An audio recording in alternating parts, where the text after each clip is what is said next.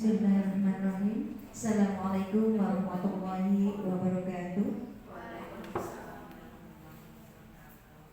Yang terhormat Ibu Kepala TK Negeri Lombok, yang kami hormati Komite TK Negeri Lombok, yang kami hormati ibu-ibu anggota gugus 2 PAUD, yang kami hormati perwakilan dari wali siswa dan tamu undangan yang berbahagia. Pertama dan utama, marilah senantiasa kita panjatkan syukur kehadirat Allah SWT yang telah melimpahkan rahmat dan hidayah kepada kita semua, sehingga di siang yang cerah ini kita dipertemukan di TK Negeri Lombok ini dalam keadaan sehat walafiat.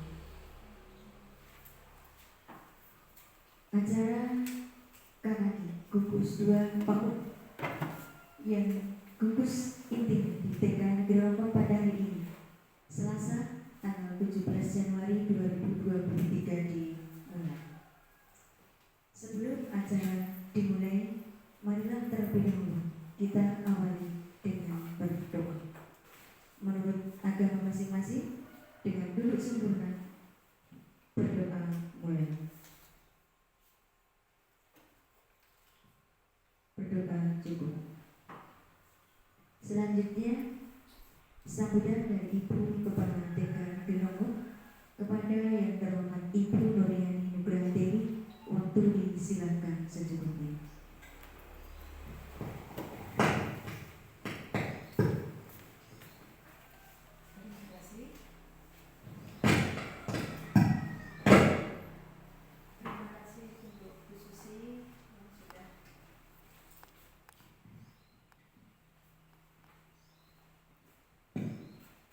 Terima kasih Bu Susi waktunya yang diberikan kepada saya.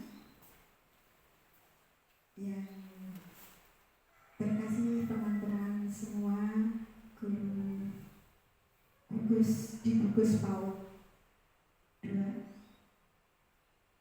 yang terhormat Ketua Komite dan Wakil dari wali murid.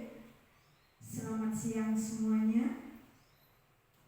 Puji Tuhan, pada siang hari ini kita bisa berjumpa kembali dalam keadaan yang sehat, tak kurang suatu apapun, dan ucap syukur pada Tuhan karena Tuhan sudah memberikan kelimpahan pada kita, sehingga sampai saat ini kita dalam keadaan yang sehat, dalam keadaan yang penuh ceria, sehingga bisa mengikuti kegiatan pada siang hari ini dengan baik. Untuk kegiatan hari ini, kita akan menerima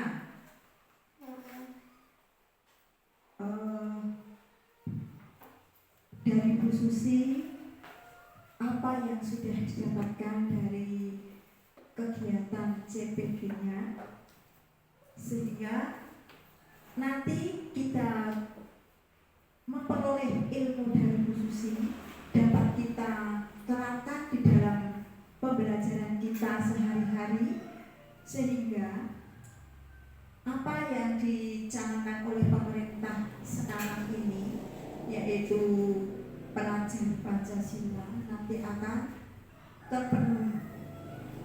Mari kita ubah cara pandang kita ubah cara mendidik kita dari era yang lama, kita menuju ke yang baru, ke kurikulum merdeka, sehingga nanti anak-anak kita akan mendapatkan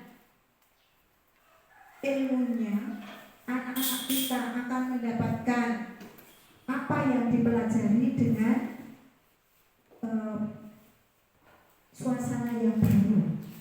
Kalau dulu kita dengan perintah guru, mari sekarang kita ubah dengan kegiatan budaya positif, sehingga nanti anak-anak akan menemukan sendiri apa yang dia belajar.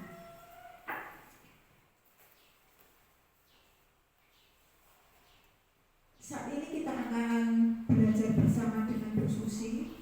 Kita akan mengetahui apa toh budaya positif dengan keyakinan sekolah. Seperti apa dan bagaimana nanti kita akan melakukan di dalam kegiatan belajar mengajar. Mari kita ikuti dari awal sampai akhir, dan nanti kita petik hikmahnya dan bisa kita terapkan di dalam kegiatan belajar mengajar di sekolah kita, sehingga gugus kita akan semakin maju, terutama sekolah kita akan semakin baik pelaksanaannya di dalam mendidik anak-anak kita.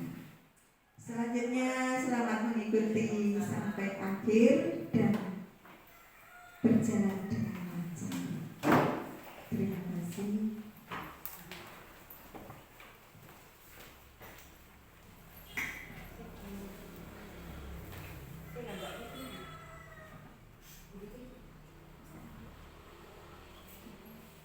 Diucapkan selamat datang kepada Ibu Pengawas.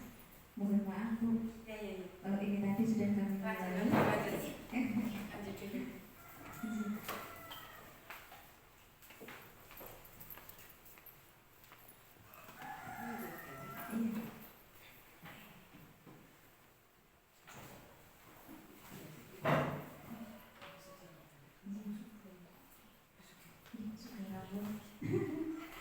Mohon maaf, berhubung waktu sudah jam 11 lebih tadi, sehingga kegiatan kami mulai.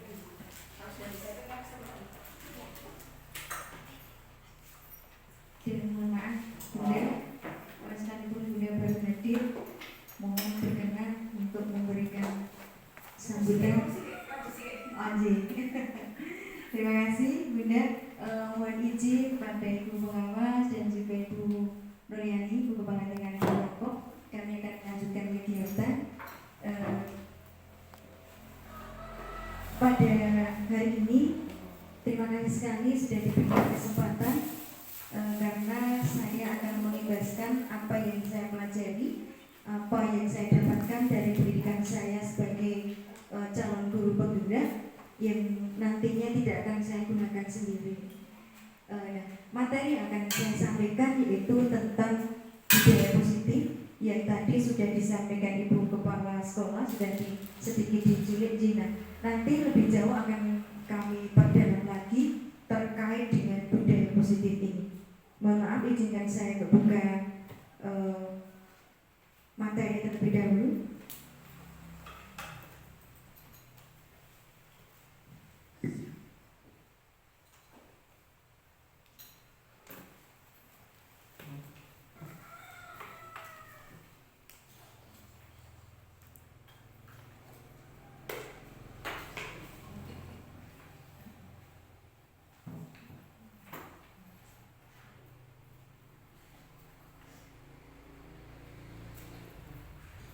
Bismillah, mudah-mudahan sidangnya berjalan baik.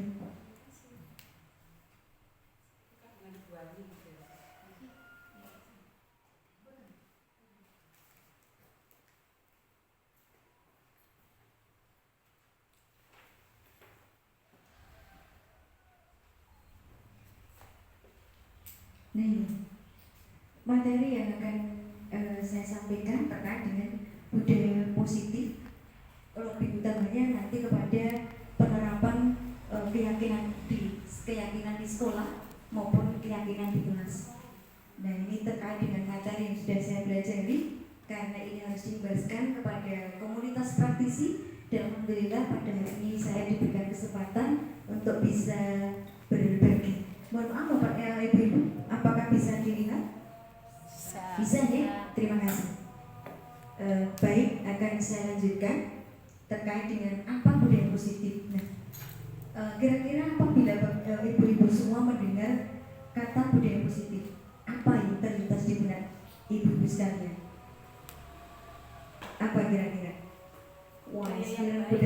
positif itu apa ya? Hal-hal yang baik, betul sekali, hal-hal yang baik. Namun ketika nanti kita masuk ke dalamnya, hal-hal yang baik yang kita sampaikan itu ternyata masih ada kekurangan, bahkan banyak kekurangan. Nah, apa kekurangannya? Nah, mari kita pelajari bersama.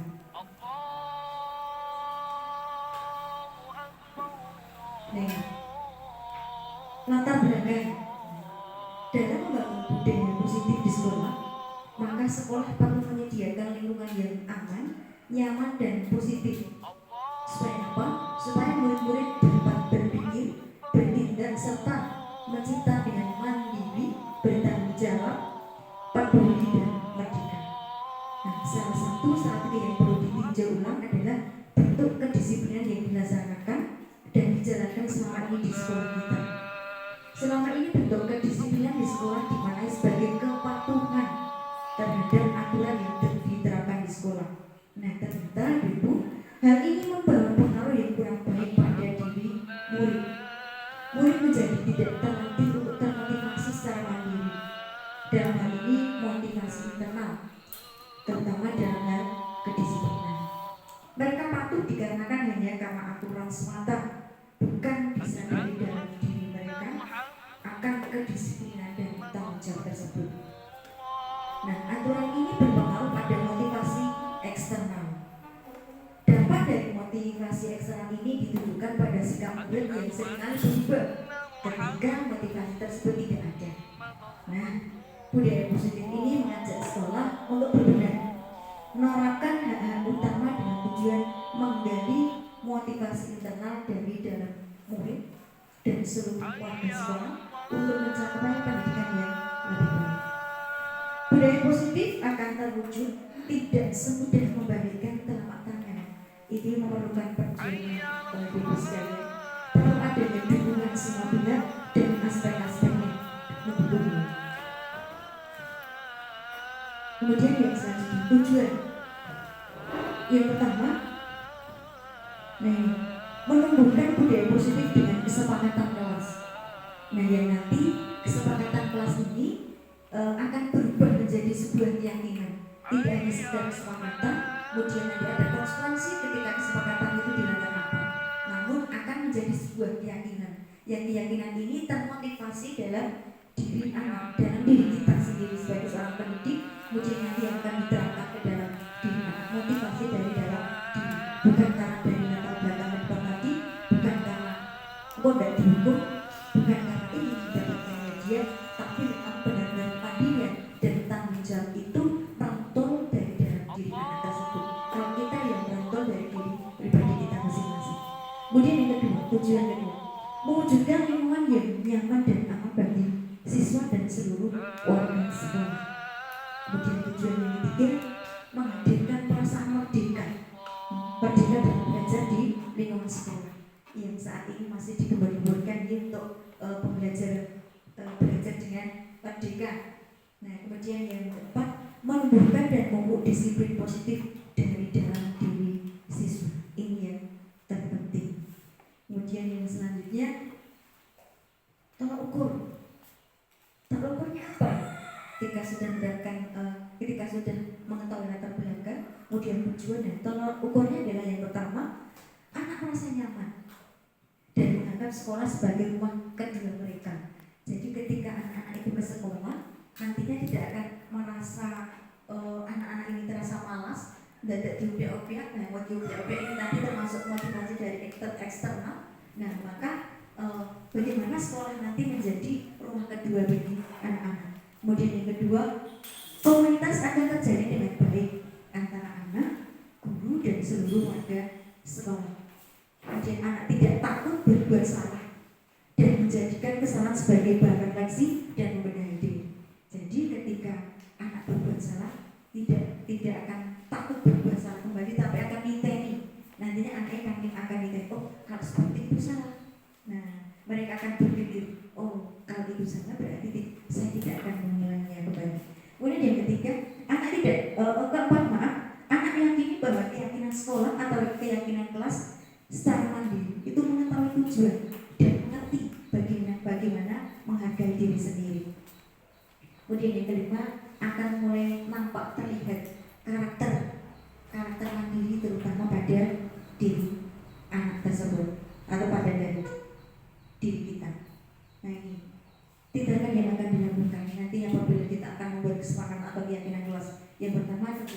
izin dan dukungan kepada kepala sekolah untuk melakukan, kalau saya aksi nyata, sama nanti ibu juga aksi nyata di sekolah masing-masing atau di lembaga masing-masing. Yang kedua, merancang keyakinan kelas bersama. Ya, kalau nanti sekolah ini dirancang dengan rekan guru, didukung oleh kepala sekolah serta diketahui oleh seluruh anak. Bahkan nanti bisa melibatkan komite sekolah dan juga wali murid. Kemudian berkoordinasi sesama rekan guru dalam mengawasi anak nanti dalam pelaksanaan menjalankan keyakinan kelas atau keyakinan sekolah. Kemudian membuat dokumentasi dan pelaporan. Nanti keyakinan itu didokumentasikan dalam bentuk apa atau poster atau apa nanti sesuai dengan kesepakatan. Kemudian membuat refleksi dari hasil kegiatan yang telah dilakukan. Oh, apabila saya melakukan seperti ini, kita refleksi berhasil atau tidaknya, kekurangannya di mana. Nah, itu nanti kita lakukan. Kemudian dukungan yang dibutuhkan. Nah, dukungan yang dibutuhkan itu seperti tadi yang saya sampaikan. Yang pertama, tentu saja kita izin dulu kepada kepala sekolah, kemudian juga rekan guru, teman murid, orang tua murid dan juga komite sekolah, agar nanti dalam pelaksanaannya itu bisa keplok, yang satu mendukung, yang satu melawan, jangan sampai seperti itu. Maka perlu beberapa dukungan yang kita butuhkan, diantaranya yang saya sebutkan tadi. Kemudian yang selanjutnya kita masuk pada materi tentang budaya positif. Nah, di awal saya sudah tanyakan apa itu budaya positif. Tadi dulu cenderung kepada budaya positif tentang kebaikan, itu betul sekali. Nah, di sini akan saya jabarkan apa tuh budaya positif itu. Budaya positif adalah suatu proses dalam mendidik anak untuk melakukan kontrol diri dan membentuk kepercayaan diri atau pembentukan kepercayaan diri. Nah, budaya positif di sekolah sangatlah penting untuk mengembangkan anak-anak yang memiliki karakter yang kuat sesuai dengan yang sekarang yang kita impikan, yang kita dambakan adalah sesuai dengan profil pelajar Pancasila. Tidak hanya sekedar didengar ibu-ibu semua, namun nanti ini benar-benar kita wujudkan bagaimana profil pelajar Pancasila ini bisa terwujud dengan baik. Nah, dalam membangun budaya positif, kita akan meninjau lebih dalam tentang strategi menumbuhkan lingkungan yang positif. Mari kita memikirkan kembali kebutuhan dasar apa yang sedang dibutuhkan seorang murid, ya, pada saat berperilaku tidak pantas. Nah, kemudian strategi apa yang diperlukan atau diterapkan yang berpihak pada murid, karena kita nanti dalam pembelajaran yang lebih diutamakan adalah berpihak pada murid, dan kita sebagai guru harus bersikap seperti apa dan memposisikan diri bagaimana dalam menghadapinya. Kemudian kita kaitkan dengan Ki Hajar Dewantara, tokoh pendidikan kita. Ibu-ibu semua sudah tidak asing lagi di telinga kita bahwa Ki Hajar Dewantara adalah tokoh pendidikan kita, tokoh pendidikan nasional yang ternyata filosofi beliau ini sangat luar biasa. Apabila kita terapkan terkhusus di Indonesia itu sangat luar biasa. Kenapa tidak dari dulu gitu ya kita menerapkan filosofi Ki Hajar Dewantara kok baru saat ini? Nah, namun tidak ada kata terlambat. Nah, untuk Ki Hajar Dewantara mengibaratkan pendidik atau kita sebagai seorang petani, nah, yang memiliki peran penting untuk menjadikan akar petani itu menjadikan tanamannya tumbuh subur itu bagaimana. Nah, kita akan memastikan bahwa tanah tempat tumbuhnya tanaman adalah tanah yang cocok untuk ditanami. Jadi kita sebagai seorang pendidik itu diibaratkan sebagai seorang petani. Nah, tanah yang cocok itu nanti apa yang dimaksud? Nih, Ki Hajar Dewantara kembali menyatakan bahwa kita ambil contoh perbandingannya dengan hidup tumbuh-tumbuhan seorang petani. Nah, dalam hakikatnya sama kewajiban kita sebagai seorang pendidik yang menanam padi misalnya hanya dapat menuntun tumbuhnya padi. Ia dapat memperbaiki kondisi tanah, memelihara tanaman padi, memberi pupuk dan air, membasmi ulat-ulat atau jamur-jamur yang mengganggu hidup tanaman padi dan lain sebagainya. Ini kami ambil dari lampiran 1 dasar-dasar pendidikan keluarga tahun pertama Desember 1996 dan Jalan Warga Proyek tahun 1937. Nah, jadi ibu semuanya, apabila kita diibaratkan seorang petani, kalau apabila kita menanam padi, kita tidak bisa padi itu kita tumbuhkan menjadi jagung, namun kita merawat bagaimana padi ini tumbuh dengan subur sampai nanti bisa memanen hasil dari padi ini menjadi padi yang berkualitas. Nah, dari orang yang tersebut kita dapat memahami bahwa sekolah diibaratkan sebagai tanah tempat bercocok tanaman. Kalau tadi petani ibaratkan tanah untuk persemayan bibit-bibitnya, tetapi kita sebagai seorang pendidik atau di sekolah, sekolah inilah tempat bercocok tanam, sehingga guru harus mengusahakan sekolah jadi lingkungan yang menyenangkan, menjaga serta melindungi murid-murid dari hal-hal yang tidak baik. Dengan demikian karakter murid tumbuh dengan baik. Sebagai contoh, murid yang tadinya malas menjadi semangat, bukan kebalikannya. Murid jadi malas-malasan. Kemudian murid akan mampu menerima dan menyerap suatu pembelajaran bila lingkungan di sekelilingnya terasa aman dan nyaman. Selama seseorang merasakan tekanan-tekanan dari lingkungannya, maka proses pembelajaran akan sulit terjadi. Nah, ini ibu semua, dengan tadi yang sudah kita tengok ke belakang, dengan peraturan-peraturan yang tidak sebelumnya kita sepakati, mungkin justru akan menjadikan sebuah tekanan. Dan apabila murid-murid kita itu tertekan, maka justru pembelajaran itu tidak akan mudah kita laksanakan, tapi justru sebaliknya akan sulit kita laksanakan. Nah, salah satu tanggung jawab seorang guru adalah bagaimana menciptakan suatu lingkungan positif yang terdiri dari warga sekolah yang tentunya saling mendukung, saling belajar, saling bekerja sama, sehingga tercipta kebiasaan-kebiasaan baik. Nah, dari kebiasaan-kebiasaan baik itu nanti akan tumbuh menjadi karakter-karakter baik, baik itu warga sekolah, dan pada akhirnya karakter-karakter dari kebiasaan-kebiasaan baik akan membentuk sebuah budaya positif. Nah, budaya positif tadi kembali. Nah, suatu proses perjalanan pendidikan yang harus kita jalani. Karena ini merupakan tanggung jawab kita sebagai seorang pendidik, sebagai seorang pemimpin pembelajaran.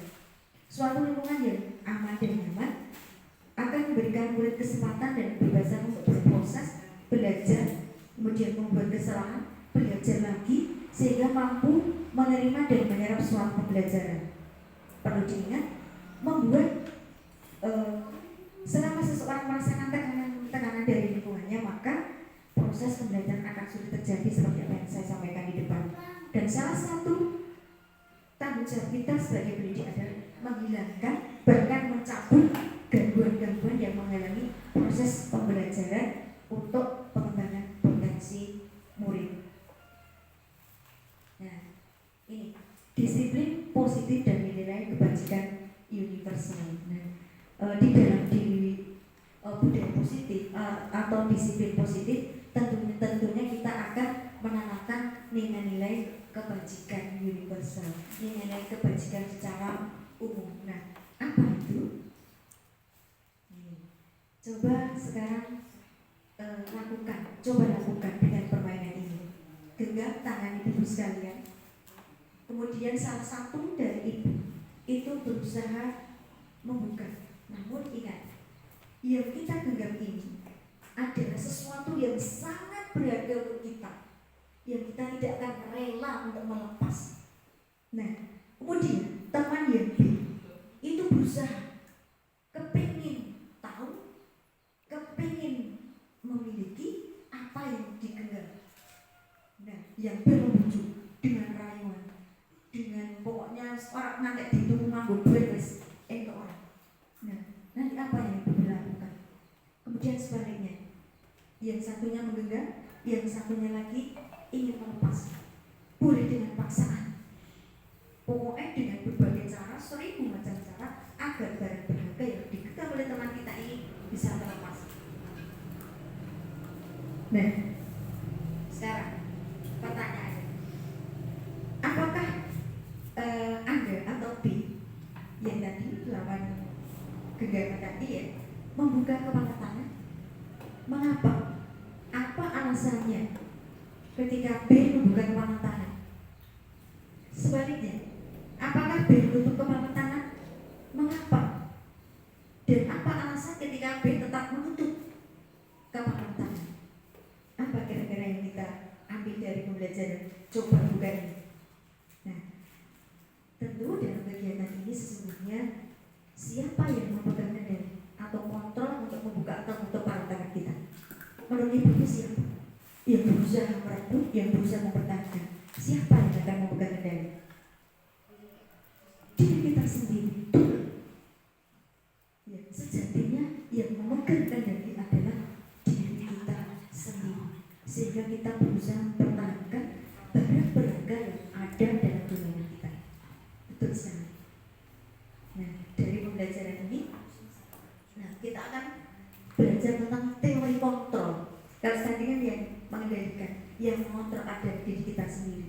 Nah, kita akan sedikit belajar tentang teori kontrol dari William Glasser, psikiater dan pendidik.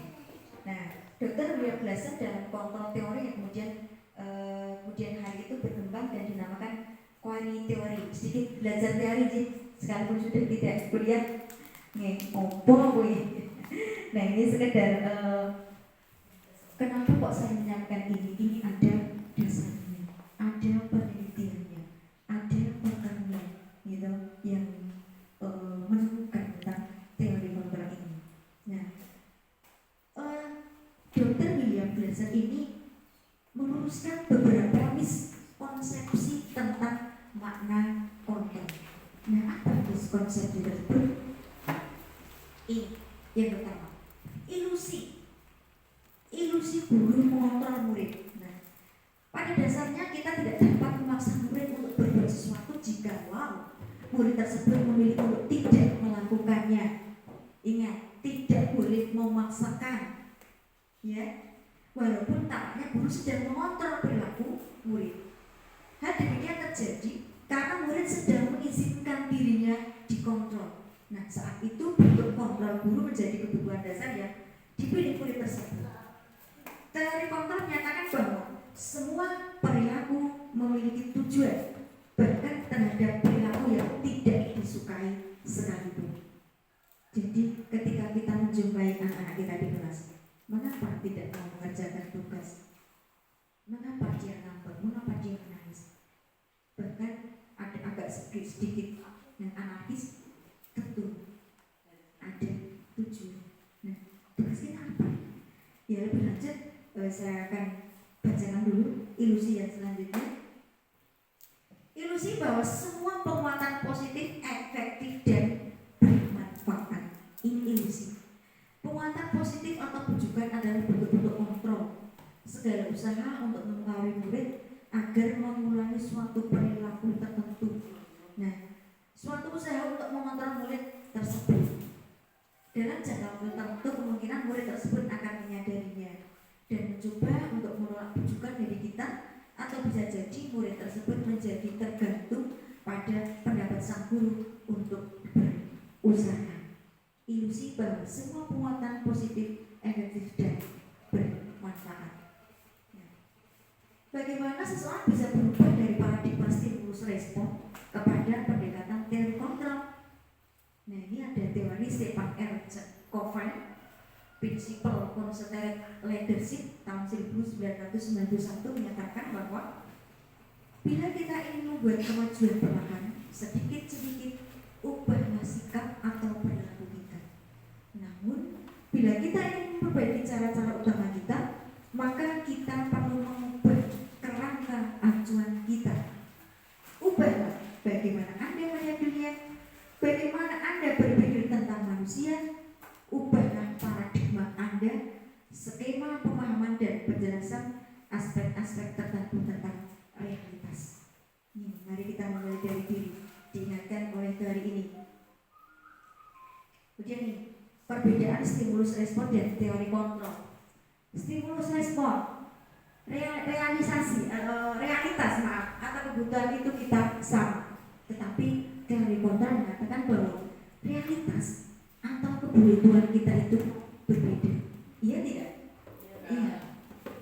Kemudian yang kedua, semua orang melihat hal yang sama, tapi teori kontra, setiap orang memiliki gambaran yang berbeda. Kemudian kita mencoba mengubah orang agar berpandangan sama dengan kita. Teori kontra tidak. Kita berusaha memahami pandangan orang lain tentang dunia. Kemudian stimulus respon yang berikutnya, perilaku buruk dilihat sebagai suatu kesalahan. Teori kontranya, semua perilaku memiliki tujuan.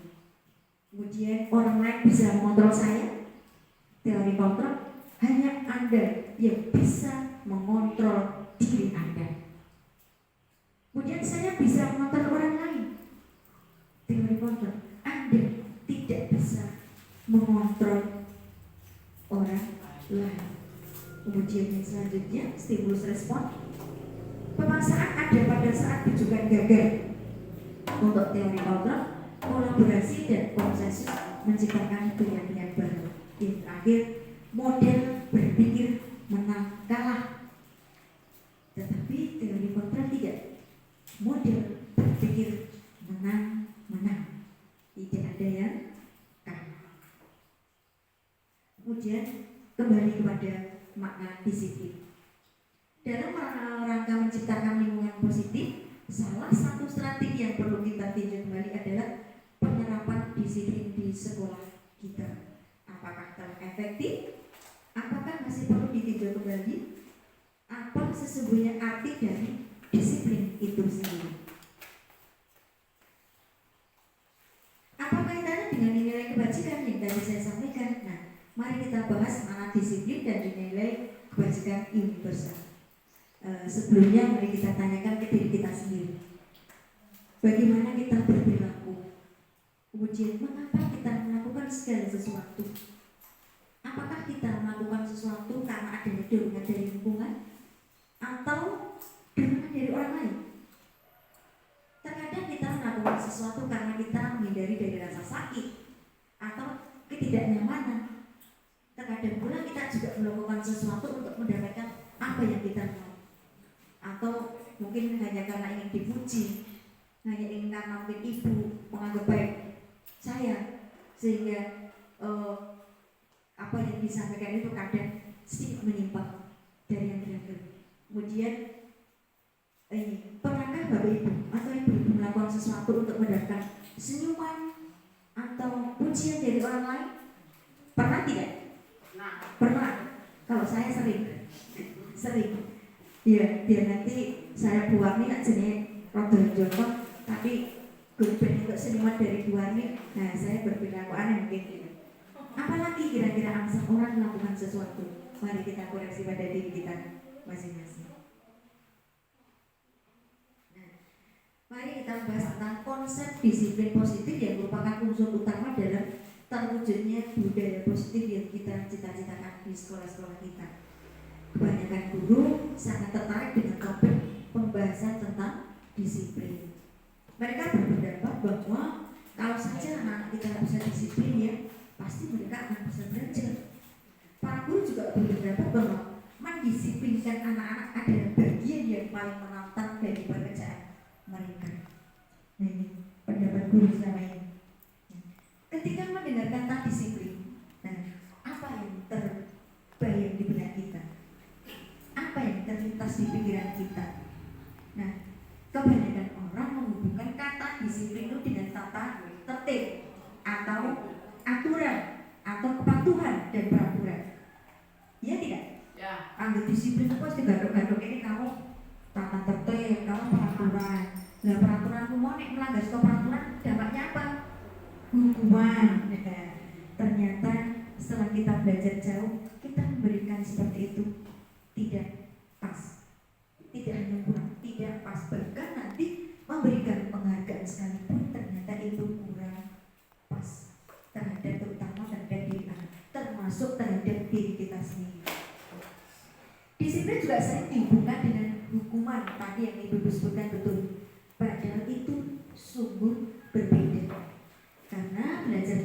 disiplin positif tidak harus dengan memberi hukuman. Justru itu adalah salah satu alternatif terakhir dan kalau perlu tidak digunakan sama sekali. Ibu-ibu masih ingat ketika kita sekolah di sekolah dasar, mungkin hukuman masih diterapkan dan itu masih membekas sampai sekarang. Iya tidak? Ya. Ada yang pernah melakukan ini atau terkena imbas dari hukuman? Pernah. Saya juga sering. Nah, ternyata setelah mungkin, iya, ternyata kalau kita mengalami seperti itu, kita mendapatkan hukuman dari guru-guru kita yang telah lama. Seingat sampai sekarang, apakah ada rasa dendam? Dikit. Iya, kadang seharusnya kita berbakti kepada beliau yang sudah memberikan ilmu kepada kita, namun kadang sebaliknya, iya tidak? Ada rasa dendam. Itu kalau zaman dulu mungkin ada rasa tidak suka atau bangga. Tapi beda lagi dengan nanti di era sekarang ibu-ibu. Di era sekarang mungkin tidak hanya dendam saja. Mungkin masih metu-metu seperti cegahnya bu, curi. Nah, mari kita ubah paradigma lama kita menjadi paradigma baru. Nah, dalam budaya kita, makna kata disiplin dimaknai menjadi sesuatu yang dilakukan seseorang pada orang lain untuk mendapatkan kepatuhan. Betul ini. Kita cenderung menghubungkan kata disiplin dengan ketidaknyamanan. Ini saya rasakan juga. Ketika saya sekolah, jam 7 harus masuk. Yang membuat motivasi bukan diri saya, tapi apa? Jam 7 masuk itu. Bukan karena saya termotivasi ingin menimba, tapi aku tidak bertindak di stop, bertindak di hukum, sehingga membuat hati ini resah dan tidak nyaman. Nah, Bapak pendidikan kita diajar di wartawan menyatakan bahwa di mana ada kemerdekaan, disitulah harus ada disiplin yang kuat. Sungguh pun disiplin itu bersifat self-disiplin, yaitu kita sendiri yang mewajibkan kita dengan sekeras-kerasnya. Tetapi itu juga sama saja. Sebab jika kita tidak cekap melakukan self-disiplin, wajiblah penguasa lain mendisiplinkan diri kita. Dan peraturan demikian itu harus ada di dalam suasana yang merdeka. Nah, di situ diajar Dewan Karam menyatakan bahwa untuk mencapai kemerdekaan atau dalam konteks pendidikan kita saat ini, untuk menciptakan murid yang merdeka nanti syarat utamanya adalah harus ada disiplin yang kuat. Disiplin yang dimaksud adalah disiplin diri yang memiliki motivasi internal. Kembali kepada tadi, peraturan yang berdampak pada hubungan tadi itu tidak diinginkan. Namun disiplin yang dimaksud adalah disiplin dari dalam diri kita, disiplin dari internal, yaitu motivasi bukan dari motivasi eksternal, bukan dari peraturan atau dari orang lain, namun kesadaran dari pribadi masing-masing. Nah, maka kita memerlukan pihak lain untuk mendisiplinkan kita atau motivasi eksternal karena berasal dari luar, bukan dari dalam diri kita sendiri. Namun ibu-ibu, apabila kita termotivasinya itu dari eksternal, biasanya tidak awet. Seperti apabila kita memberikan ujian kepada anak-anak kita yang sebenarnya ini ternyata berdampak kurang baik kepada anak-anak kita. Nah, nanti yang tidak berprestasi atau mungkin mereka agak belajarnya agak kurang, nanti kan selamanya tidak akan pernah mendapatkan penghargaan. Kasihan ya, kasihan. Nah, justru tidak akan termotivasi, tapi justru akan buat ngenewa itu rapatkan itu aja. Nah, seperti itu justru akan membuat mereka itu tidak termotivasi, tetapi malah justru sebaliknya putus asa. Adapun definisi kata merdeka menurut Ki Hajar Dewantara adalah merdeka itu jarwanyo noramo nglepasin pamrih ning uga kuat kuwasa amandiri perilaku. Yang artinya merdeka itu artinya tidak hanya terlepas dari perintah, akan tetapi juga cakap buat memerintah diri sendiri. Nah, kemudian disiplin diri dapat membuat seseorang menggali potensi menuju kepada sebuah tujuan, sesuatu yang dihargai dan bermakna. Dengan kata lain, Disiplin diri juga mempelajari bagaimana cara kita mengontrol diri dan bagaimana menguasai diri untuk memilih tindakan yang mengacu pada nilai-nilai yang kita hargai. Dengan kata lain, seseorang yang memiliki disiplin diri berarti mereka bisa bertanggung jawab terhadap apa yang dilakukannya karena mereka mendasarkan tindakan mereka pada nilai-nilai kebajikan universal. Nah, sebagai pendidik, tujuan kita adalah menciptakan anak-anak yang memiliki disiplin diri sehingga mereka bisa berperilaku dengan mengacu pada nilai-nilai kebajikan universal dan memiliki motivasi intrinsik bukan ekstrinsik. Artinya motivasi intrinsik ini motivasi dalam diri sendiri.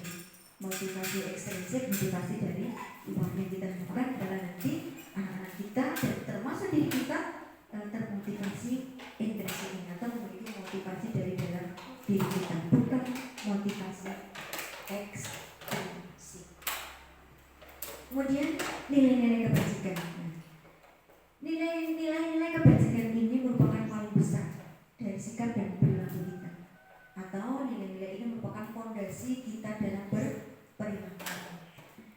Nilai-nilai kebajikan adalah sifat-sifat positif manusia yang merupakan tujuan mulia yang ingin dicapai setiap individu, seperti yang telah dikemukakan oleh Dr. William Glasser pada teori Compton pada tahun 1984 menyatakan bahwa setiap perbuatan memiliki suatu tujuan. Ini yang harus kita ingat. Setiap perbuatan memiliki tujuan.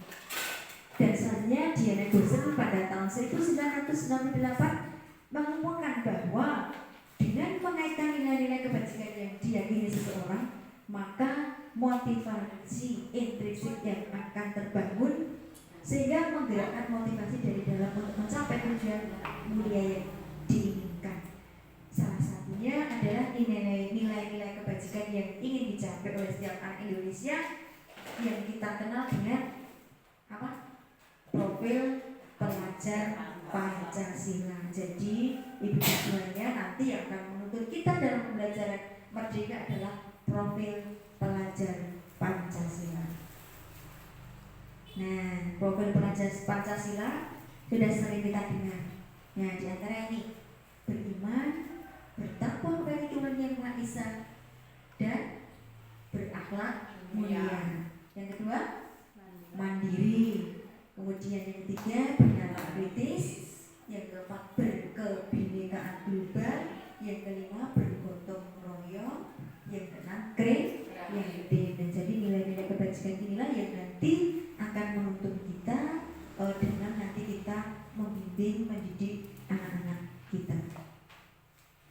Nah, kemudian teori motivasi, hukuman dan penghargaan serta restitusi. Jadi nanti ada solusi. Kenapa tidak boleh memberikan hukuman? Sebaliknya tidak bisa atau tidak disarankan untuk memberikan hadiah. Nah, nanti ada solusinya. Nih, 3 motivasi perilaku manusia. Mari kita tanyakan ke diri kita sendiri. Bagaimana kita berperilaku? Mengapa kita melakukan segala sesuatu? Apakah kita melakukan sesuatu karena adanya dorongan dari lingkungan atau ada dorongan dari orang lain? Terkadang kita melakukan sesuatu karena kita ingin menghindari rasa sakit atau ketidaknyamanan. Terkadang kita juga melakukan sesuatu untuk mendapatkan apa yang kita mau. Nah, ini 3 motivasi tadi, ya. 3 motivasi perilaku manusia. Yang pertama, untuk menghindari ketidaknyamanan atau hukuman. Ini sering kita lakukan, menghindari ketidaknyamanan atau hukuman. Ini adalah tingkat terendah dari motivasi Bapak Ibu atau Ibu-ibu. Ya, biasanya orang yang motivasi perilakunya untuk menghindari hukuman atau ketidaknyamanan akan bertanya, apa yang akan terjadi apabila saya tidak melakukannya? Kemudian sebenarnya mereka sedang menghindari permasalahan yang mungkin muncul dan berpengaruh pada mereka secara fisik, psikologis maupun tidak terpenuhinya kebutuhan mereka.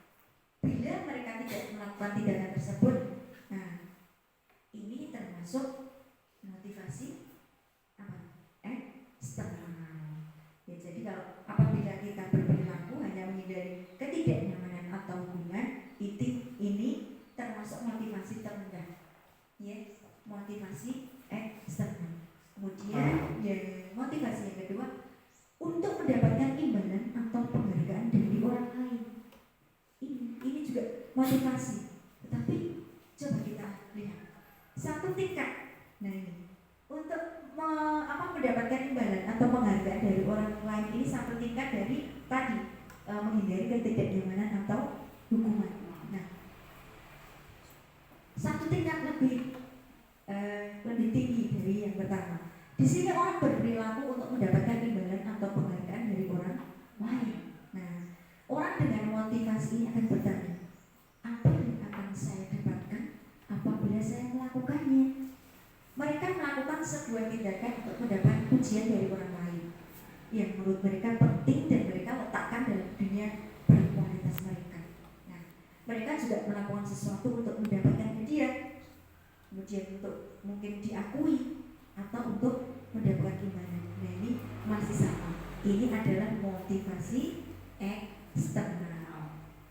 Yang selanjutnya yang ketiga, untuk menjadi orang yang mereka inginkan dan menghargai diri sendiri dengan nilai-nilai yang mereka percaya. Nah ini ibu-ibu, orang dengan motivasi ini akan bertanya, akan menjadi orang yang seperti apa? Akan menjadi orang yang seperti apa apabila saya melakukannya? Nah, mereka melakukan sesuatu karena nilai-nilai yang mereka yakini dan hargai. Beda dengan yang di atas tadi nih. Dan mereka melakukannya karena mereka ingin menjadi orang yang melakukan nilai-nilai yang mereka yakini tersebut. Jadi bukan karena hukuman, bukan karena ingin tadi mendapatkan pujian.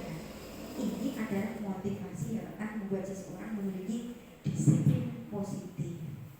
Karena motivasi berperilakunya bersifat internal. Nah jadi ini motivasi dari internal itu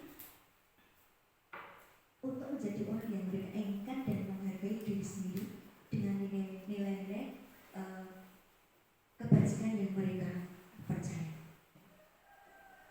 Ini. Tujuan dari disiplin positif adalah menanamkan motivasi yang tadi, yang ketiga pada murid-murid kita, yaitu untuk menjadi orang yang mereka inginkan dan menghargai diri sendiri dengan nilai-nilai yang mereka percaya. Ketika murid-murid kita memiliki motivasi tersebut, mereka telah memiliki motivasi intrinsik, motivasi dalam diri mereka sendiri yang nanti akan berdampak jangka panjang, motivasi yang tidak akan terpengaruh pada adanya hukuman dan hadiah. Mereka akan tetap berperilaku baik dan berlandaskan nilai-nilai kebajikan karena mereka ingin menjadi orang yang menjunjung tinggi nilai-nilai yang mereka hargai. Nah pertanyaannya, bagaimana cara kita sebagai seorang guru untuk menanamkan disiplin positif yang positif ini kepada murid-murid kita? Kira-kira sudah ada bayangan belum? Ketika peraturan berdampak pada hukuman, kemudian nanti konsekuensi berdampak pada hadiah, pujian pun ternyata kurang baik. Nah, kemudian apa yang bisa kita lakukan untuk bisa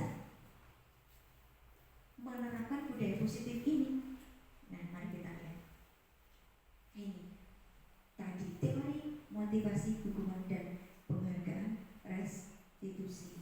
Hukuman, konsekuensi dan restitusi. Ada perbedaannya tidak? Hukuman dan konsekuensi, perbedaannya di mana? Yang menurut ibu-ibu? Ya, hukuman cenderung kepada apa tadi? Kepada? Oh iya, pelanggaran peraturan. Kalau konsekuensi mirip. Mirip. Apabila kamu berbuat seperti ini, nanti akibatnya ini konsekuensi.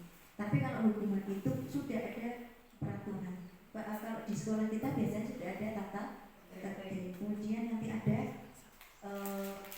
akibat dari pelanggaran tata tertib itu sebagai sebuah hukuman.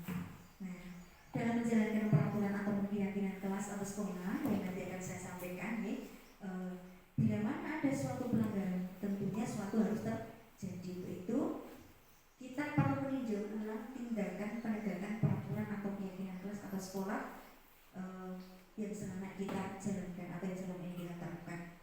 Tindakan terhadap suatu pelanggaran pada umumnya berbentuk hukuman atau konsekuensi. Ini yang selama ini kita laksanakan ini. Restitusi. Apa itu restitusi? Restitusi adalah proses menciptakan kondisi bagi murid untuk memperbaiki kesalahan mereka sehingga mereka bisa kembali kepada kelompok mereka dengan karakter yang lebih kuat.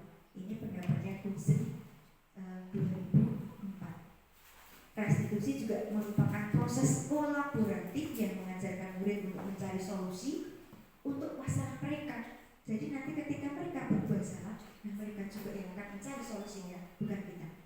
Dan membantu murid berpikir tentang orang seperti apa yang mereka inginkan dan bagaimana mereka harus memperlakukan orang lain. Ini restitusi, proses menciptakan kondisi bagi murid untuk memperbaiki kesalahan mereka.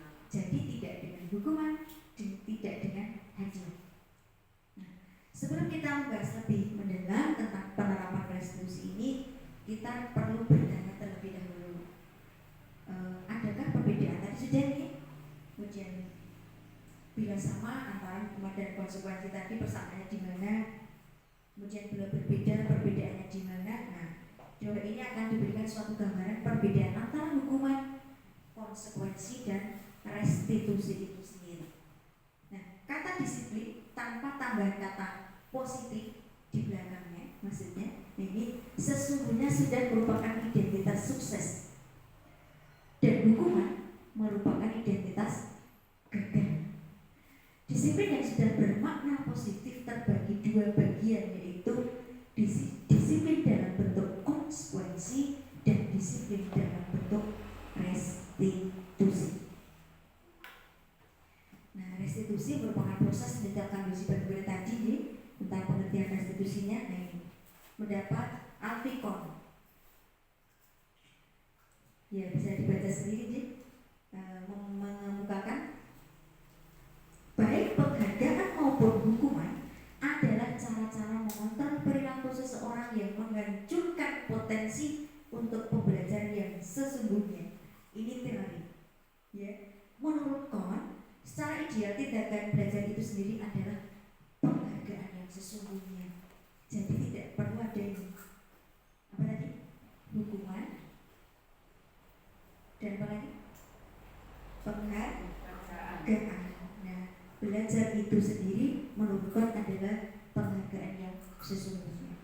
Kemudian Kohn selanjutnya juga mengemukakan beberapa pernyataan dari hasil pengamatannya selama ini tentang tindakan memberikan penghargaan yang nilainya sama dengan menghukum seseorang. Ternyata penghargaan nilainya sama dengan hukuman. Nah, ini apa kira-kira yang dikemukakan dia? Ini pengaruh jangka pendek dan jangka panjang. Nah, ini ibu-ibu semuanya, penghargaan efektif jika kita menginginkan seseorang melakukan sesuatu yang kita inginkan dalam jangka waktu yang pendek. Jika kita menggunakan penghargaan lagi dan lagi, maka orang tersebut akan bergantung pada penghargaan yang diberikan serta kehilangan motivasi dari dalam diri. Jika kita mendapatkan penghargaan untuk melakukan sesuatu yang baik, maka selain kita senantiasa berharap mendapatkan penghargaan tersebut lagi, kita pun menjadi tidak menyadari tindakan yang akan kita lakukan. Yang selanjutnya, penghargaan tidak efektif. Nah, suatu penghargaan adalah suatu benda atau peristiwa yang diinginkan, yang dibuat dengan persyaratan. Hanya jika Anda melakukan hal ini, maka Anda mendapatkan penghargaan yang diinginkan. Jika saya mengharapkan suatu penghargaan dan tidak mendapatkannya, maka saya akan kecewa dan berkecil hati, serta kemungkinan lain atau kemungkinan lain kali saya tidak akan berusaha sekeras sebelumnya. Jika kita memberikan seseorang suatu penghargaan untuk melakukan sesuatu, maka kita harus terus-menerus memberikan penghargaan itu jika kita ingin orang tersebut meneruskan perilaku yang kita inginkan. Orang yang berusaha berhenti merokok misalnya, diet, nah ini sebagai menguruskan badan. Bila diberikan penghargaan, hampir pasti tidak berhasil. Terus untuk penghargaan tidak pokok, tetapi kembali karena mungkin termotivasi dari diri kita. Oh, aku itu butuh diet karena diet baik untuk kesehatan saya. Akan berbeda nanti. Kan seperti itu. Kemudian penghargaan merusak hubungan. Oh, penghargaan ternyata merusak hubungan. Ini sudah sering kita ya. Nah, ini ketika seorang diberi penghargaan atau dipuji di depan orang banyak, maka yang lain akan merasa iri. Kui balik jamak, yo, lama kata. Tapi dampaknya akan tidak baik hubungannya dengan teman yang dipuji. Nah ini. Dan sebagian dari mereka akan tidak menyukai orang yang diberikan penghargaan tersebut. Dia tidak lomba di balik desa, lomba di kelulusan. Sing juara teman kita mesti ada di temannya di belakang. Ya, dan kita mungkin sedikit tidak akan menyukai orang yang dibanggakan itu dengan gelar ratu kelulusan segeng misalnya. Tapi kita tidak mengendaki sebenarnya seperti itu. Kok ada dia yang misalnya seperti itu. Nah, jika seorang guru sering memberikan penghargaan kepada murid-muridnya, besar kemungkinan murid-muridnya termotivasi hanya untuk menyenangkan gurunya. Nih, mereka tidak akan bersikap jujur bu, malah ngajari bu. Ya, mereka tidak akan bersikap jujur kepada guru tersebut. Kemudian penghargaan menciptakan persaingan di dalam kelas dan persaingan menciptakan kecemasan. Ini teori Bapak Ibu. Kemudian mereka yang percaya bahwa mereka tidak memiliki kesempatan untuk mendapatkan penghargaan akan berhenti mencoba. Nah, sekarang kita flashback kembali ke kegiatan kita di dalam kelas. Iya tidak seperti ini? Iya tidak? Oh, gaya biji misalnya kecenderungan ya, kui-kui saya benar kui sing yang misalnya kurang kok malah justru lebih putus asa. Apa ya? Mungkin termasuk ini, termasuk kita sering memberikan penghargaan, tetapi penghargaan ini tidak kita samaratakan. Akibatnya ternyata penghargaan itu merusak hubungan. Kemudian penghargaan mematikan kreativitas.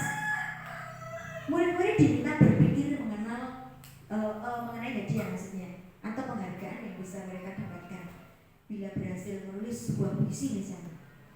Kreativitas kelompok murid-murid ini menjadi berkurang dibandingkan dengan yang tidak diberitahu tentang hadiah yang bisa mereka terima. Jadi apabila kita memberikan sebuah kegiatan atau akan memberikan penghargaan namun diberitakan sebelumnya, itu nanti motivasinya akan berbeda, jadi akan mematikan kreativitas mereka. Kemudian penelitian menunjukkan bahwa pekerjaan seni atau sebuah penulisan cerita menjadi kurang kreatif bila dijanjikan sebuah hadiah atau penghargaan. Ini semata-mata hanya karena hadiah, itu juga kurang baik ternyata.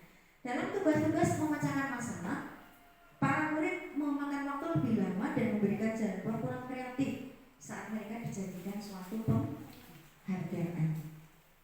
Kemudian yang berikutnya penghargaan menghukum. Kenapa kok penghargaan menghukum? Penghargaan menghukum mereka yang tidak mendapat penghargaan, misalnya dalam sistem ranking, mereka yang mendapatkan yang kedua akan merasa paling dihukum, apalagi mereka yang tidak mendapat ranking.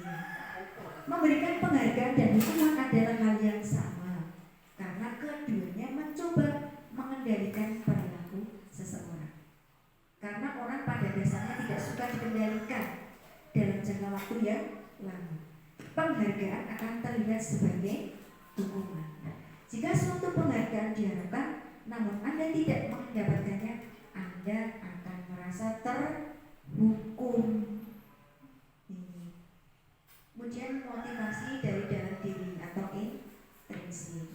Saat seorang anak belajar untuk pertama kali menghubungkan huruf dan kata-kata misalnya, serta menyadari bahwa ia dapat membaca dengan sendirinya, dia dapat merangkai huruf menjadi sebuah kata, tetapi itu bukan karena penghargaan atau bukan karena hukuman, tapi ini adalah kreativitas atau ide dari anak itu sendiri.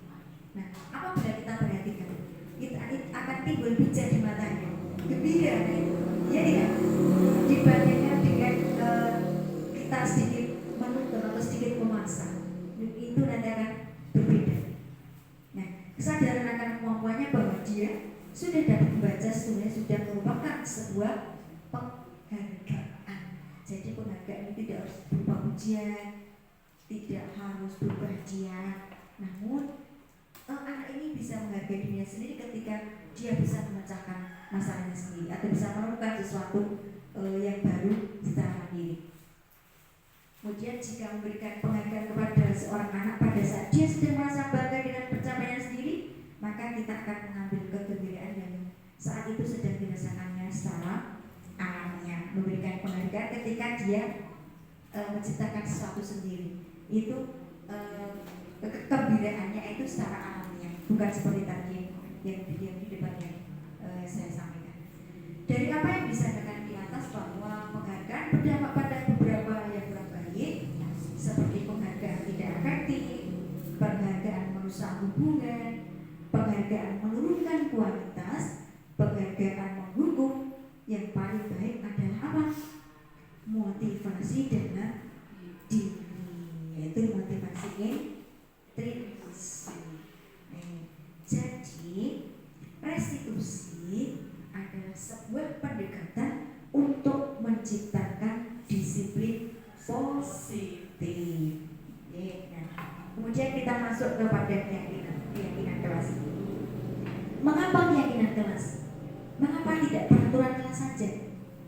Nah, ada jawabannya. Nah, ini keyakinan kelas. Nilai-nilai kebajikan bahwa menekankan pada keyakinan seseorang akan lebih memotivasi seseorang diri dari dalam. Seseorang akan lebih tergerak dan bersemangat untuk menjalankan keyakinannya daripada hanya sekedar mengikuti serangkaian peraturan tertulis tanpa makna. Murid-murid pun demikian. Mereka perlu mendengarkan dan memahami arti sesungguhnya tentang peraturan-peraturan yang diberikan. Apa nilai-nilai kebajikan di balik peraturan tersebut? Apa tujuan utamanya? Dan menjadi tidak tertarik atau takut sehingga hanya sekedar mengikuti serangkaian peraturan-peraturan yang mengatur mereka tanpa mereka memahami tujuan mulianya.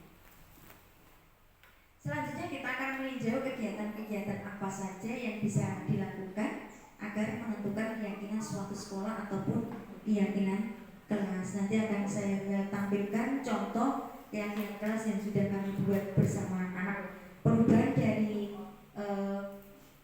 peraturan menjadi sebuah kesepakatan menjadi sebuah keyakinan. Nanti akan saya berikan contoh. Nih, tahapan menciptakan program kebajikan. Yang pertama, lihat daftar kebajikan yang telah disusun bersama. Kita tengok kembali kebajikan apa yang kita tanamkan waktu sebelumnya, yang kita tuangkan dalam bentuk peraturan, misalnya saling menolong atau saling berbagi, kemudian disiplin waktu dan sebagainya. Kemudian tentukan nilai-nilai kebajikan yang ingin dijadikan perhatian utama di sekolah. Jadi nilai-nilai kebajikan yang akan ditanamkan itu apa, kita perhatikan terlebih dahulu. Kemudian curah pendapat dalam kelompok, kalau di sekolah ya bersama guru, bersama kepala sekolah, dan bahkan melibatkan komite atau wali murid. Kemudian yang ketiga, sempurnakan beberapa daftar nilai-nilai kebajikan yang utama. Bahas kembali dalam kelompok tadi. Kalau kemarin kita sudah membuat peraturan, nah maka kita akan membuat sebuah keyakinan, maka kita bahas kembali dulu terlebih dahulu. Kemudian pembentukan keyakinan sekolah atau kelas. Keyakinan kelas itu bersifat lebih abstrak daripada peraturan. Ya, peraturan yang lebih rinci dan konkret. Kemudian keyakinan kelas berupa pernyataan universal. Pernyataan keyakinan kelas senantiasa dibuat dalam bentuk positif. Kemudian keyakinan kelas sebenarnya tidak terlalu banyak Jadi model oke, nanti tidak menyulitkan anak-anak atau menyulitkan kita sendiri, sehingga kalau sedikit itu mudah diingat dan dipahami oleh semua warga sekolah. Kemudian keyakinan kelas sebaiknya sesuatu yang dapat diterapkan di lingkungan tersebut. Jadi jangan mengada-ada, ya, yang kiranya kita bisa menerapkan. Kemudian semua warga kelas atau sekolah hendaknya ikut berkontribusi dalam pembuatan keyakinan sekolah atau keyakinan kelas lewat kegiatan curah pendapat. Ya, jadi kita perlu curah pendapat keyakinan apa yang kita yakini atau yang akan kita terapkan. Kemudian bersedia meninjau kembali keyakinan kelas dari waktu ke waktu. Mesti nanti apabila sudah tertentu sebuah keyakinan, nanti akan kita tinjau kembali keyakinan kita. Sudah pas atau belum? Nih, prosedur pembentukan keyakinan sekolah atau keyakinan kelas. Yang pertama, mempersilahkan warga sekolah atau murid-murid sekolah atau kelas untuk bercurah pendapat tentang peraturan yang perlu disepakati di sekolah. Tadi peraturan menjadi sebuah kesepakatan, nanti akan kita buat menjadi sebuah keyakinan. Nah, nanti kita gaduk-gaduk, kita tinjau kembali peraturan yang sudah ada untuk didiskusikan atau curah pendapat bersama rekan-rekan kita. Kalau bersama murid, guru bersama murid, kita curah pendapat. Kemudian yang kedua, mencatat semua masukan para murid atau warga sekolah di papan tulis atau di apa, tidak ada di papan tulis atau di kertas besar. Kemudian di mana semua anggota kelas atau warga sekolah bisa melihat hasil curah pendapatnya. Kemudian yang ketiga, susunlah keyakinan kelas sesuai prosedur pembentukan keyakinan sekolah atau kelas. Gantilah kalimat-kalimat dalam bentuk negatif menjadi positif. Contoh kalimat negatif, jangan berlari di kelas atau koridor, ini tidak perlu digunakan. Sudah kalimatnya saja, sudah jangan ya di awal, ini tidak boleh digunakan. Kalimat positifnya apa? Berjalanlah di kelas atau koridor. Ini hanya mengganti kalimat, namun ketika kita dengar itu akan berbeda, nanti diterimanya itu akan berbeda. Ini prosedur pembentukan keyakinan sekolah atau kelas. Kemudian yang keempat, tinjau kembali daftar curah pendapat yang sudah dicatat. Mungkin akan mendapati bahwa pernyataan yang tertulis di sana masih banyak yang berupa peraturan-peraturan. Jadi masih belum bisa move on dengan peraturan. Selanjutnya, ajak warga sekolah atau murid-murid untuk menemukan nilai-nilai kebajikan atau keyakinan yang dituju dari peraturan tersebut. Contoh, berjalan di kelas, dengarkan guru, datanglah tepat waktu. Nah, ini berada di bawah satu payung, yaitu keyakinan untuk saling menghormati. Nah, jadi tidak perlu dibikin seperti itu, tapi hanya cukup satu payung, yaitu saling menghormati atau nilai-nilai kebajikan, hormat, itu saja bisa. Kemudian keyakinan inilah yang dimasukkan dalam daftar untuk disepakati. Jadi nanti pada sebuah laporannya itu bentuk hormat, begitu saja. Nanti karena sebelumnya sudah ada kesepakatan, maka nanti dengan kata hormat itu anak-anak akan sudah bisa mengartikannya. Kemudian yang kelima, tinjau ulang keyakinan sekolah atau kelas secara bersama-sama. Seharusnya setelah beberapa peraturan telah disepakati menjadi beberapa keyakinan, maka jumlah butir pernyataan keyakinan akan berkurang. Sebaiknya keyakinan sekolah atau kelas tidak terlalu banyak, bisa berkisar antara 3 sampai 7 prinsip atau keyakinan. Bila mana terlalu banyak, maka warga kelas akan sulit mengingat dan akibatnya sulit untuk dijalankan.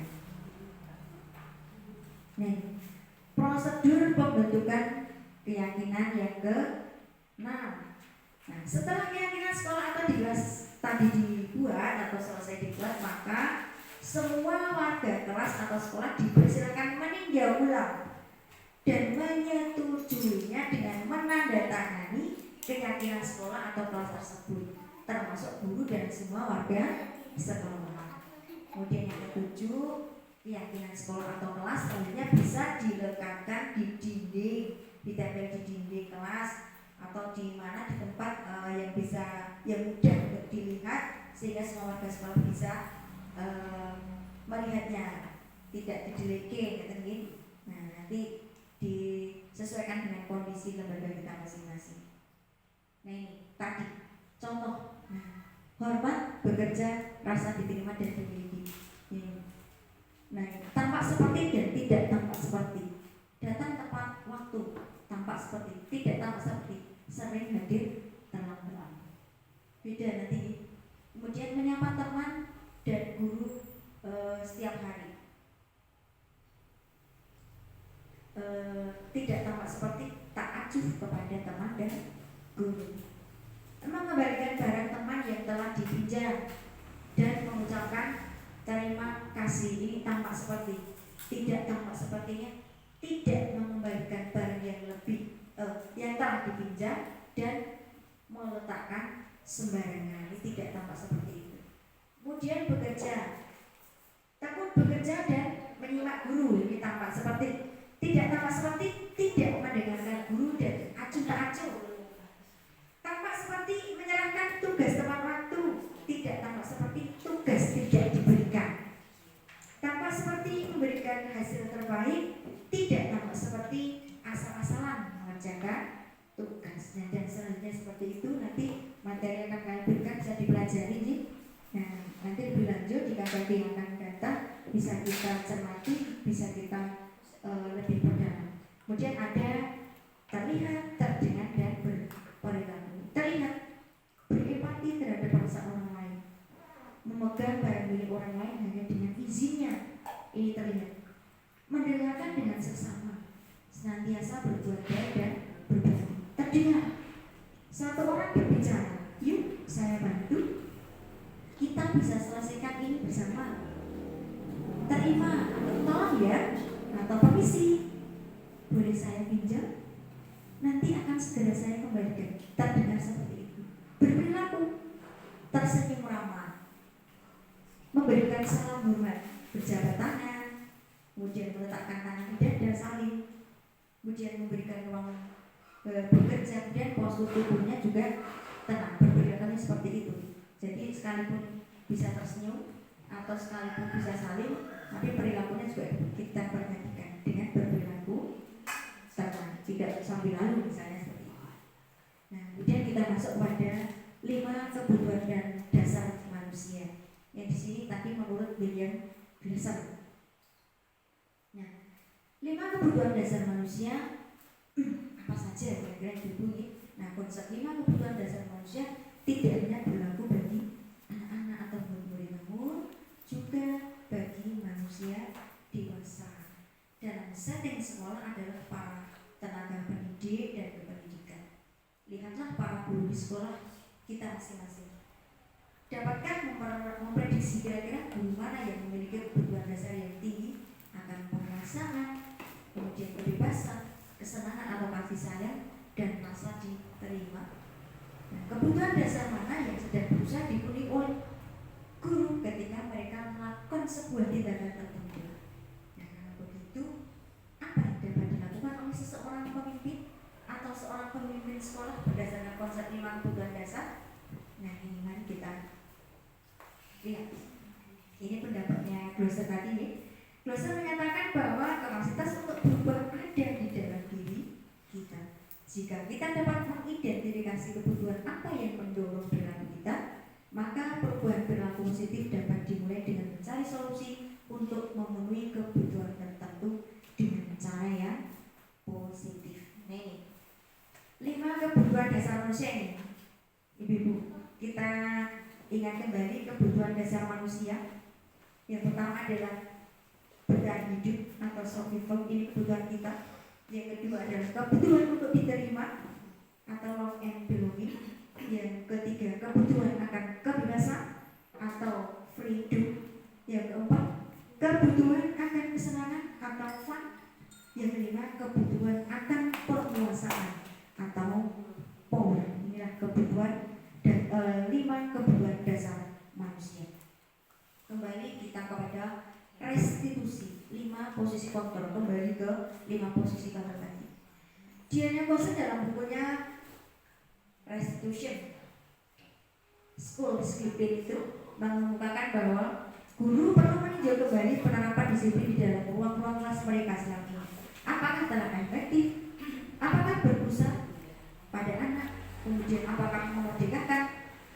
apakah memandirikan murid? Bagaimana dan mengapa? Nah, melalui serangkaian riset dan berdasarkan pada teori kontrol dari William Glasser tadi, Gosset berkesimpulan 5 posisi kontrol yang diterapkan seorang guru, orang tua ataupun atasan dalam melakukan kontrol. Nah, ini kelima posisi kontrol tersebut ada yang pertama penghukum, kemudian yang kedua pembuat rasa bersalah, yang ketiga teman, yang keempat pemantau, yang kelima manajer. Nah, mari kita tengok diri kita masing-masing. Kita di posisi 5 kontrol ini, kira-kira kita di posisi mana? Penghukum kah? Pembuat rasa bersalah kah? Atau sebagai teman kah? Atau pemantau? Atau yang paling top sebagai manajer? Nah, mari kita koreksi diri kita masing-masing. Nah, kalau kita sebagai guru PAUD, biasanya kita memposisikan diri sebagai teman. Karena kita tengok, sudah paskah kita memposisikan diri sebagai teman? Atau kalau penghukum tidak nih, jangan. Ini pembuat rasa bersalah apalagi nanti akan membuat anak cemas. Nah, ini kita masuk pada segitiga restitusi. Segitiga restitusi ini nanti akan yang akan menyelesaikan permasalahan kita di depan. Kenapa tidak boleh menghukum atau tidak memberikan penghargaan? Nanti akan diselesaikan dengan cara ini, segitiga restitusi. Segitiga restitusi itu adalah suatu proses dialog yang dijalankan oleh guru, orang tua, agar dapat menghasilkan murid yang mandiri dan bertanggung jawab. Jadi proses dialog, bukan langsung memberikan hukuman atau tidak langsung memberikan hadiah, tetapi kita berdialog terlebih dahulu. Nah, proses dialog ini ada 3 langkah. Nah, yang pertama ya, yang di dasar ini menstabilkan identitas. Kemudian yang kedua, validasi tindakan yang salah. Ketika kita menemui permasalahan di kelas, kita stabilkan dulu apa permasalahannya. Kemudian validasi tindakan yang salah. Kemudian yang terakhir adalah menanyakan keyakinan. Nah, misalnya kita melihat anak-anak berbuat melanggar atau menyimpang dari keyakinan yang sudah dibuat. Saya tadi membuat keyakinan kelas, misalnya sekolah tanpa bersih atau kelas tanpa bersih, mainan tidak berantakan misalnya, ini tapi bahasanya kurang pas. Ketika kita melihat anak-anak seperti itu, kita tidak langsung mengingatkan di sana, tapi ajak anak untuk ngobrol. Tadi ibu lihat mas atau mbak ini tidak mengembalikan mainan, nanti dia bilang, iya. Terus baru kita tanya, kenapa kok tidak mengembalikan mainan? Ya, kita tahu. Jadi kita validasi tindakannya. Nah, ini tidak keyakinan kelas kita. Ingat apa coba? Tidak boleh membuat berantakan kelas. Iya. Baru kita ajak jarak, dia akan bisa menyelesaikan masalahnya sendiri. Seperti itu. Walaupun ini penerapannya juga tidak semudah membalikkan telapak tangan, karena kita bertahun-tahun sudah lama sebagai teman dan saudara kita. Nah, langsung biasanya kita langsung bersuara, tetapi ternyata kita amat hidup. Kemudian baru kita anak ini baru kita ajak ngobrol. Ingat, segitiga restitusi sebagai penyelesaian permasalahan ketika ada yang tidak sesuai dengan keyakinan kelas yang kita buat bersama. Penyelesaiannya seperti ini. Nih, coba kita kupas nih, menstabilkan identitas tadi. Nah, ini bagian dasar dari segitiga, bertujuan untuk mengubah identitas anak dari orang yang gagal karena melakukan kesalahan yang tadi, melakukan kesalahan menjadi orang yang sukses. Artinya merubah anak yang gagal menjadi sukses. Anak yang melanggar peraturan karena sedang mencari perhatian adalah anak yang sedang mengalami kegagalan. Dia mencoba untuk memenuhi kebutuhan dasarnya, namun ada benturan. Nah, kalau kita mengkritik dia, maka kita akan tetap membuatnya dalam posisi gagal.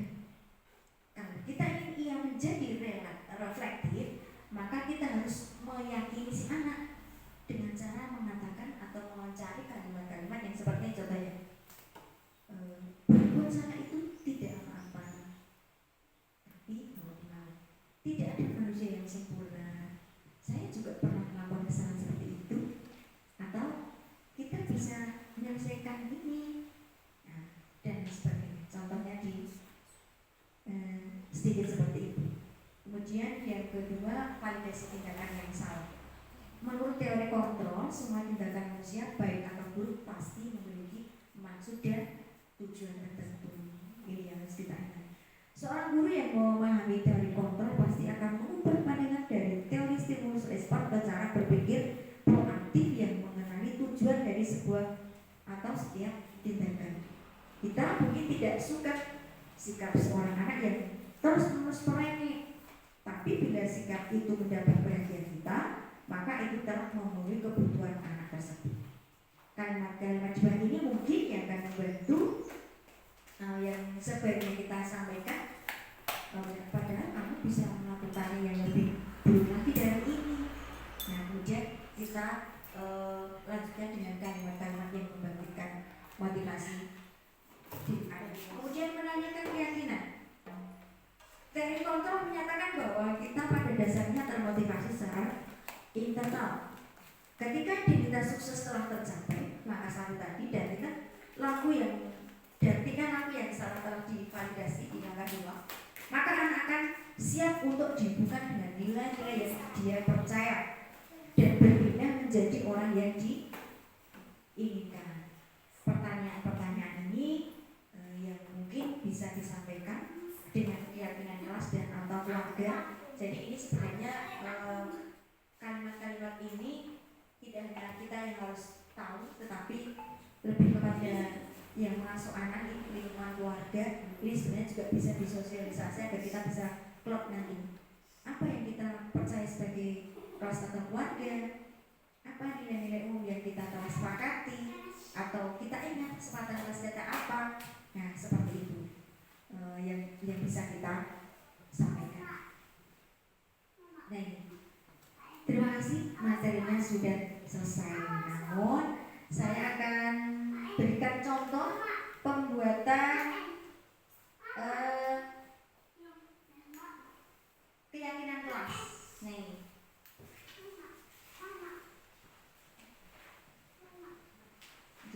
Kita tunggu. Nah, jadi ibu-ibu semua, dari apa yang saya sampaikan tadi tentang budaya positif, mari sedikit demi sedikit kita rubah dari pemberian hukuman. Kalau hukuman jelas tidak, dari pemberian penghargaan. Ya, sebelumnya kita menilai anak itu dengan diberikan bintang, ya. Namun dengan bintang pun mental saat ini, ya tidak? Iya. Jadi dengan bintangmu akan mental. Terus orang bintang orang ini terus apa? Nah, ya sebenarnya boleh semuanya diratakan keinginan nilai apa. Berhentilah memberikan nilai dengan bintang. Berhentilah dengan memberikan nilai ABC. Ya. Tapi dengan simbol, tetapi simbol itu merata untuk semua anak.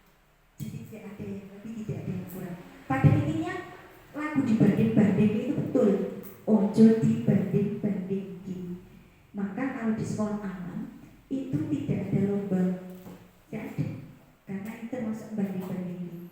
Di sana tidak ada peraturan, tetapi mereka sudah meyakini diri mereka sendiri-sendiri, motivasi dari dalam diri. Berantemnya juga pasti tidak ada anak yang terlambat. Ini contoh keyakinan kelas ini keyakinan kelas kelompok B TK Negeri Rokok. Ini. Nah, kita cakap-cakap dulu. Bercakap-cakap. Nah, kalau anak-anak memang agak sulit ya di TK. Ini bicara dari keyakinan tapi dari ide mereka. Ya, kalau di SD, SMP, SMA mudah. Keyakinan kelas kita sampaikan opo nilai-nilai kebajikan yang akan kita angkat, tinggal tulis. Tapi kalau di TK kita ajak bermain-main dulu. Bermain-main dulu. Ada itu tadi saya menggambar kura-kura. Nah, kura-kuranya kita namai keyakinan kelas. Badannya, kemudian kepalanya, nama kelas kita apa? B, kelompok B. Nah, kemudian kita bercakap-cakap, kita curah pendapat. Sebenarnya kelas kita ini kita buat apa ya? Kita buat kotor, boleh tidak? Tidak. Nah, kalau tidak berarti harus apa? Harus bersih. Nah, sepakati. Yang ingin kelas kita bersih, yang ingin main tidak berantakan, boleh silakan untuk digambarkan. Jadi ini anak-anak ini menggambar masing-masing, dan ternyata ada artinya masing-masing juga. Saya juga alhamdulillah ternyata anak-anaknya bisa respon dengan baik. Ada ini diantaranya ada yang menggambar rumah. Kenapa kok menggambar rumah? Tidak terlambat. Oh iya, berarti dari rumah harus lebih awal. Itu gambarnya rumah. Kemudian kita tinggal meneruskan di gambarnya itu. Kemudian nanti setelah ini ditempel. Ya, membuat gambar sesuai dengan pendapat anak tadi, ditempel. Karena anak-anak kalau ditempel di dinding itu tidak sempal, maka saya taruh dinilai dengan di lantai dengan harapan anak-anak bisa terjangkau, mudah terjangkau. Nah, kemudian mereka tempel. Kemudian kita tanya dulu, kok ini ada gambar sapu? Semuanya jadi bener sih, atau kelasnya jadi resik buruk. Oh iya, oh gambarnya sapu. Ada lagi nanti itu yang gambarnya itu kotak-kotak. Ya, terus saya tanya, ini yang gambar itu Mbak Zula sama siapa ya? Sama Mbak Orly. Ini kok, ini apa sih? Bukunya tidak boleh berantakan, Bu. Jadi rak buku yang dia gambar. Artinya tidak boleh rak buku itu berantakan. Ya, apabila berantakan nanti bagaimana? Harus dirapikan. Jadi merapikan buku apabila selesai digunakan. Begitu ya? Iya. Nanti kita tuliskan. Ini proses, ini seperti ini. Ini. Kemudian kita tempel. Nah, seperti itu. Anaknya tidak foto. Oke tidak? Oke, ini sebenarnya semua anak saya foto, cuma yang saya ambil sampel hanya beberapa. Ini. Guru bacakan. Nah, kemudian nanti kita tawarkan dan jadilah keyakinan kelas. Nah, ini jadinya dalam bentuk seperti itu versinya anak-anak. Kemudian kita kemas. Nah, ini keyakinan kelas kelompok B seperti ini. Kemudian lebih rapi dan kita buat seperti ini. Nah, itu keyakinan kelas kelompok B. Kemudian ini bisa kita print, ya, yang keyakinan kelasnya itu. Kemudian kita tempel. Nah, kembali kepada tadi segitiga restitusi. Nah, apabila nanti ibu semua menemukan permasalahan, menyelesaikannya dengan segitiga restitusi. Kemudian dengan diingatkan dengan keyakinan kelas. Nah, ini yang masih menjadi kendala, kami belum bisa membuat keyakinan sekolah karena masih banyak kita masih sibuk, ya Bu Kepala dan juga kami masih sibuk sehingga belum terbentuk keyakinan sekolah. Ini kami berikan contoh untuk keyakinan kelas. Nanti silakan digambar sendiri boleh. Mau bentuknya seperti apa boleh, ini hanya contohnya. Demikian ibu-ibu yang bisa saya sampaikan. Tentu saja banyak kekurangan, saya mohon maaf yang setulus-tulusnya dan monggo KKD bisa dilanjutkan. Sekali lagi terima kasih atas kesempatan yang diberikan kepada saya dalam KKD ini, pada Ibu Kepala TK Negeri, pada Ibu pengawas dan ibu-ibu semua. Mohon maaf menyita waktunya. Semoga apa yang panjenengan korbankan, yang kita korbankan hari ini bisa barokah dan bermanfaat untuk kita semua. Terima kasih dan saya akhiri. Assalamualaikum warahmatullahi wabarakatuh.